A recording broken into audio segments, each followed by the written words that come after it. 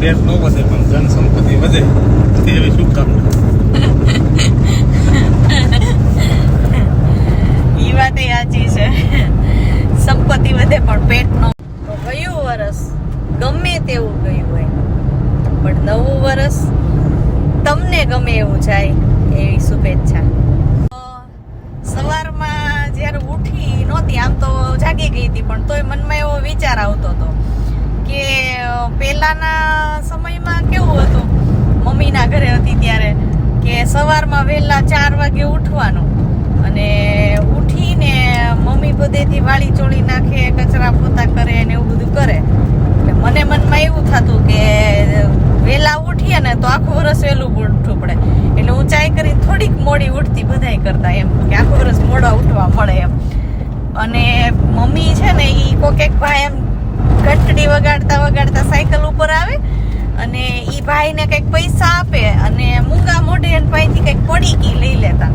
એટલે મને ઘણા વર્ષ સુધી તો એ જ નહોતી ખબર પડી કે આ ભાઈ પડીકીમાં દે છે હું મમ્મીને, અને મારી મમ્મી એને પૈસા કેટલા દે છે.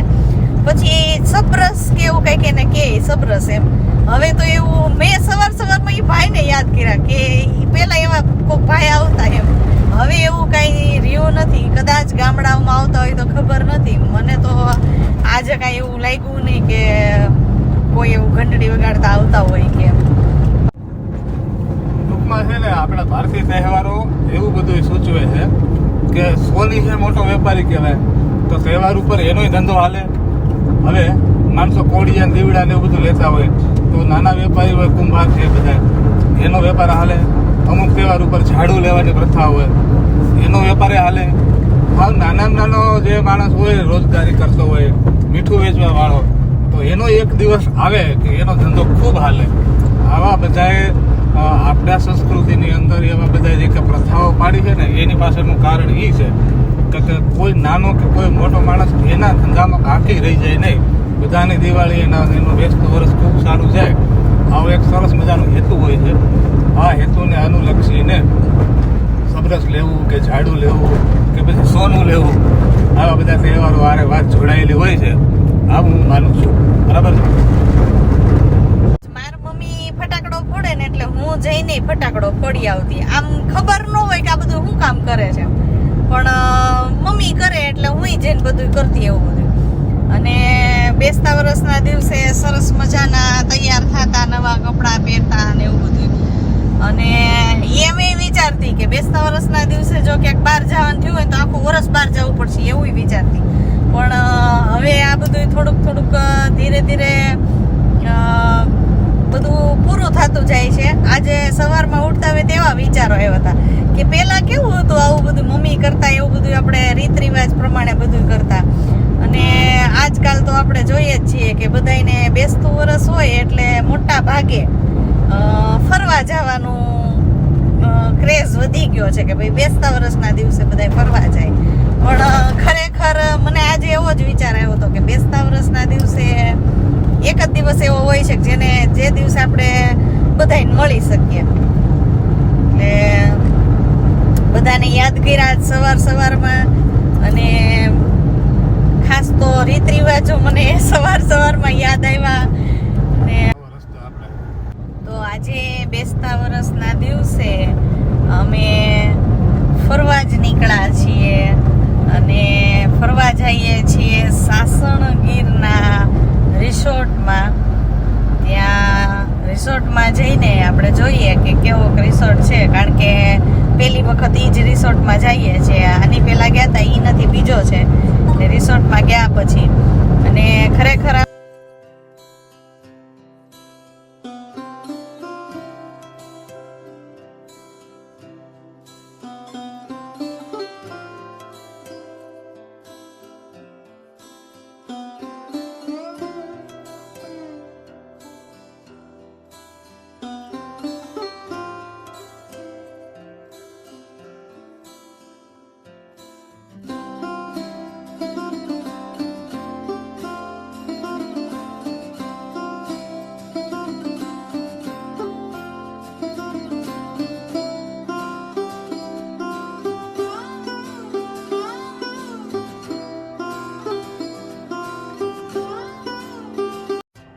અહીંયા ગેટ છે એ ચેલૈયા ધામ છે એમાં એન્ટર થાય છીએ અને ચેલૈયા ધામ છે એનો આખો ફૂલ વિડીયો છે એ ચેનલમાં મૂકેલો છે જે તમે જોઈ શકશો.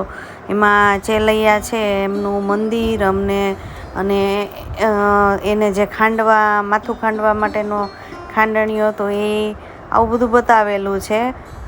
રસ્તામાં સરસ મજાનો ધોધ જોતા જોતા આગળ નીકળ્યા અને અહીંયા એમ કહું કે તોકતે વાવાઝોડા પછી મેં પહેલી વખત આવા ઝાડવા જોયા કે જે એકબીજાની સામે જોઈન્ટ થઈ ગયા છે અને એનો સરસ મજાનો દરવાજા જેવો લુક દેખાય છે, છાંયો પણ જોવા મળે છે. અને અહીંયા અમે સાસણ ગીર છે એના ગેટમાંથી એન્ટર થઈ ગયા છીએ જંગલમાં જવા માટે. હવે આ પ્યોર જંગલ છે સાસણનું અને અહીંયા સફારી નેચર પાર્ક છે એ પણ આપણને અહીંયા એનો ગેટ પણ જોવા મળે છે. વળતા વિચાર્યું છે કે અહીંયા જાશું, મુલાકાત લેશું, પણ અત્યારે તો તમે જોવો છો કે ગાડીઓના થપ્પા ને થપ્પા એમ થાય કે આખી દુનિયા જાણી સાસણમાં જ આવી ગઈ હોય એવું દેખાય છે. નકરી ગાડીઓ તમે જોવો તો GJ3 ને GJ11 ને GJ1 ને આ વખતે GJ5 થોડાક ઓછા દેખાય છે. તો ધીરે ધીરે અમે આ બધું નજારો જોતા જોતા એક છે જંગલમાં કઈ વાઘ, દીપડા કે કોઈ હરણ કે મોર કાંઈ જોવા નથી મળતું, ખાલી સરસ મજાના શાકના ઝાડ જોવા મળે છે. અને આ પ્યોર જંગલને અમે પસાર કરતાં કરતાં રિસોર્ટ તરફ આગળ વધી રહ્યા છીએ. અને આ આપણા ભારત દેશનું ખાસિયત કે કાચો રસ્તો 6 કિલોમીટર અંદર હતું અમારું આ રિસોર્ટ. અને આ રિસોર્ટ છે એ એકદમ નેચરલ એમ કહીએ ને કે બધું આંબાના ઝાડ ને બહુ શાંતિ ને એવું હતું આ રિસોર્ટમાં.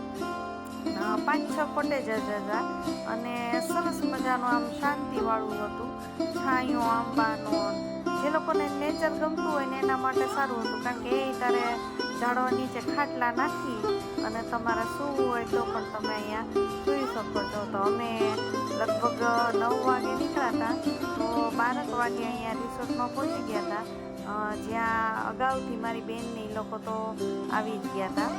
એટલે રિસોર્ટ છે એની મેં તો પહેલાં જઈ અને આખા રિસોર્ટની મુલાકાત લઈ લીધી હતી.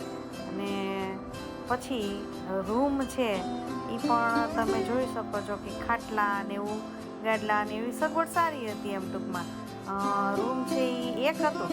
રૂમ છે ને બહુ જ ઠંડા હતા, ખબર નહીં શું હતું, પણ એસીની જરૂર ન પડે એટલા રૂમ ઠંડા હતા. બહાર તમારે હિંચકવું હોય તો હિંચકી શકાય અને લપસપટ્ટી ને આવું બધું છોકરાઓને મજા આવે એવું હતું. સ્વિમિંગ પુલ હતો, ખાટલા બહાર નાખીને તમે સૂઈ શકો. હું અને મારી ભાણકી છે અમે બે રિસોર્ટમાં આટા મારવા નીકળી ગયા હતા. તો જમવાનો ટાઈમ સાહેબને અમે બધા જમવા જઈએ છીએ. અહીંયા દેશી જમવાનું હતું. ટૂંકમાં જે લોકોને દેશી ભાવતું હોય એના માટે રિસોર્ટ છે એ બહુ સરસ ફરવાનું સ્થળ કહી શકાય કે એ દેશી જમવાનું મળે અને સરસ ઠંડો છાંયો.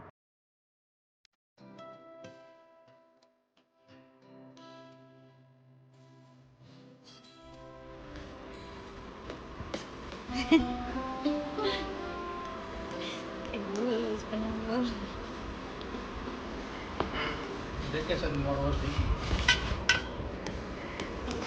ઘરમાં બેઠા એવું નથી. હોટલ વાળા એમ કે સાહેબ ઊભા થઈ જાવ, સાહેબ ઊભા નતા હતા એ કે મારે વેકેશન છે. આમ પણ ઝાડ વાળા ખાટલા નાખે સંપત્તિ વધે કે ન વધે પણ પેટ વધશે એવું લાગે છે. હા હાલો જમ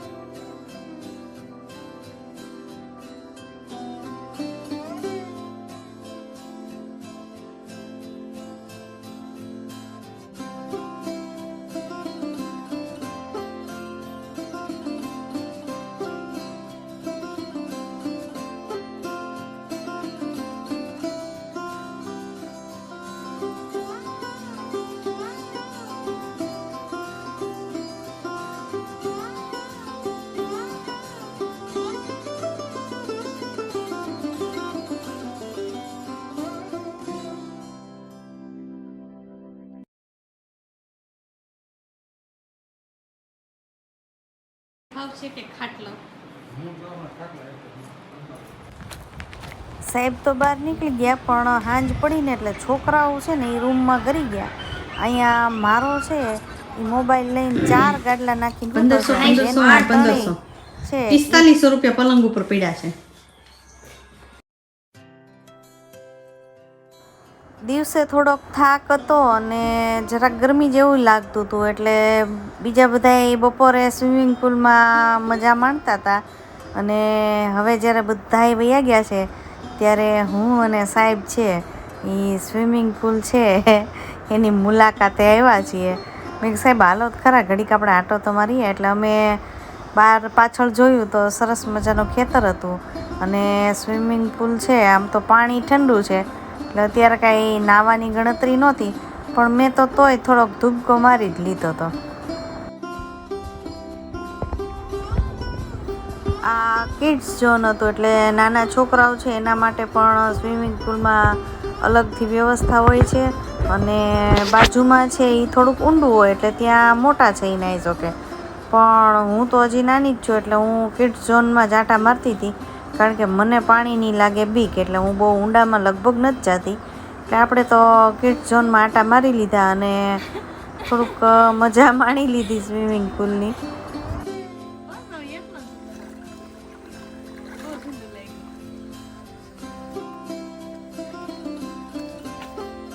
વાદળી બધું મેચિંગ છે ને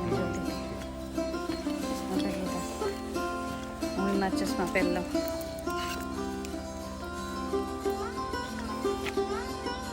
તમને એમ કે તમારા પાસે ચશ્મા છે, જંગલ.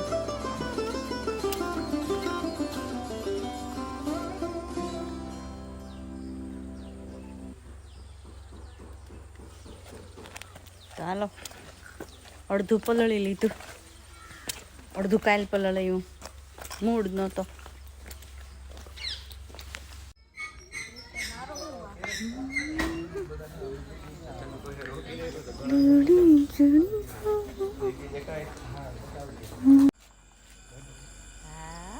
પાછળની લાઈટ છે અત્યારે એવું લાગે છે જ્યારે ઉતરશે ને ત્યારે ફૂલ લાઇટમાં જ આવશે. હે ઓકે, તો કઈ વાંધો નહીં. અમે કંઈક ઉપર ચડ્યા છીએ, ક્યાં ચડ્યા છે ખબર. વોચિંગ ટાવર કહેવાય એને, ઠીક. આજુબાજુ જોવા માટે હા, રિસોર્ટમાં વોચિંગ ટાવર છે એમાં ચડ્યા છીએ, પણ 3જા માળ મારથી ન ચડાનો, બીક લાગી બહુ. સાહેબ ચડ્યા હતા. સવારમાં સરસ મજાનો દહીં, થેપલા, પૌવા, ચા, મરચાં, અથાણું આ બધું નાસ્તો કરી અને હું તો મારી બેનના રૂમમાં પાછી વહી ગઈ હતી. એટલે સાહેબને એમ કહેતી હતી કે તમે તમારા રૂમમાં જાઓ. અને રાત્રે જે વોચિંગ ટાવરનો મેં વિડીયો જોયો હતો અને હું ચડી નહોતી શકી, અને સવારમાં મેં પહેલાં એ વોચિંગ ટાવરની મુલાકાત લઈ લીધી. આ 3જા માળે, અને તમે જુઓ કે મારો ભાણિયો છે એ મને રીલ બનાવવા દેતો નથી સરખી રીતે. અને વોચિંગ ટાવરમાં ઉપર ચડીને જોયું ને તો નકરા જ આંબાના ઝાડ જ દેખાતા હતા. પણ તોય મારે એ જે મારી ઈચ્છા હતી કે આ વોચિંગ ટાવરમાં જવું છે એટલે 3જા માળે અમે છોકરાઓને અમે બધાએ આંટો મારી લીધો અને ત્યાંથી નીચે ઉતરી. અને તમે જુઓ આ 3જા માળે વોચિંગ ટાવર, ત્યાં પણ 2 ખુરશી હતી, બેસીને એ તારે જંગલનો નજારો જોઈ શકાય. અને આ બધું જોઈ અને અમે લગભગ 9:30-10 વાગે ચેકઆઉટ કરી દીધું હતું, કારણ કે ત્યાંથી અમારે બીજા એક રિસોર્ટમાં જવાનું હતું. એટલે ત્યાં જવા માટે અમે તૈયાર થઈ ગયા છીએ. અને આજનો બ્લોગ અહીંયા જ પૂરો થાય છે. Like, share and subscribe.